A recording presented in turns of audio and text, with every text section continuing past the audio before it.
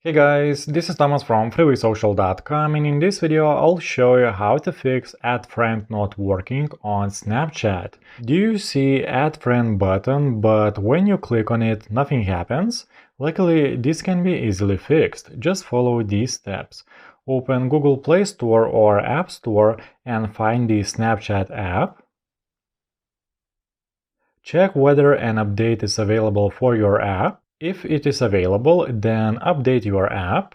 If the problem still persists after updating Snapchat app, then proceed to your phone settings. Scroll down and go to Apps. Now click on Apps again.